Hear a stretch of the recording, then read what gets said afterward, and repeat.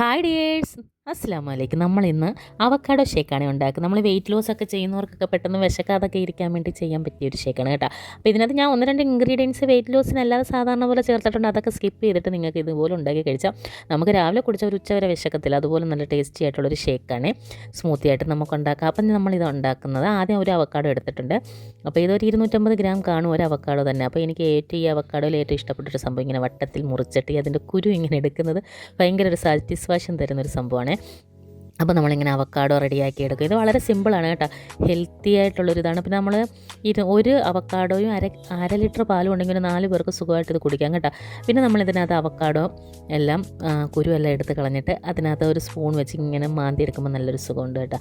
അങ്ങനെ അത് എടുക്കുകയാണ്. അവക്കാഡോയ്ക്ക് നമ്മളതിൻ്റെ അകത്തുള്ള മാംസം, കാമ്പെന്നൊക്കെ പറയില്ല, ആ സംഭവം എടുത്ത് നമ്മളൊരു മിക്സിയുടെ ജാറിലോട്ട് ഇടുകയാണ്.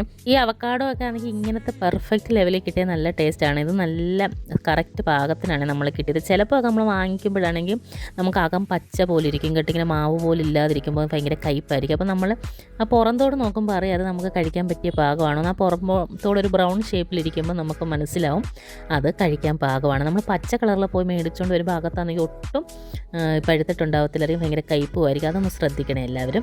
അപ്പോൾ നമ്മൾ മിക്സിയുടെ ജാറിലോട്ട് ഈ അവക്കാഡോയുടെ കാമ്പിട്ട് കഴിഞ്ഞിട്ട് നമ്മൾ ഒരു പൂവമ്പഴമാണ് ഇടുന്നത്. നമുക്കിത് വെയിറ്റ് ലോസ് ഒക്കെ ചെയ്യുന്നവർ വേണമെങ്കിൽ ഇത് സ്കിപ്പ് ചെയ്യും.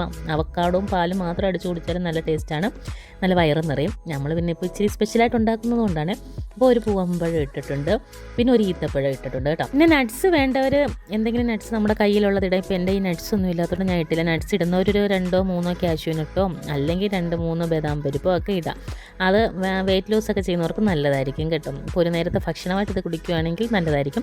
പിന്നെ നമ്മളിവിടെ 2 സ്പൂൺ പഞ്ചസാരയാണ് ഇട്ടേക്കുന്നത്. നമുക്ക് പഞ്ചസാരയും വേണമെങ്കിൽ സ്കിപ്പ് ചെയ്യാൻ, തേനായിട്ട് എടുക്കാം കേട്ടോ. അപ്പോൾ നമ്മളിപ്പോൾ വെയിറ്റ് ലോസ് ഒന്നും ചെയ്യാൻ ഉദ്ദേശിക്കാത്തത് കൊണ്ട് പഞ്ചസാര ഇട്ടേക്കുവാണ് കേട്ടോ.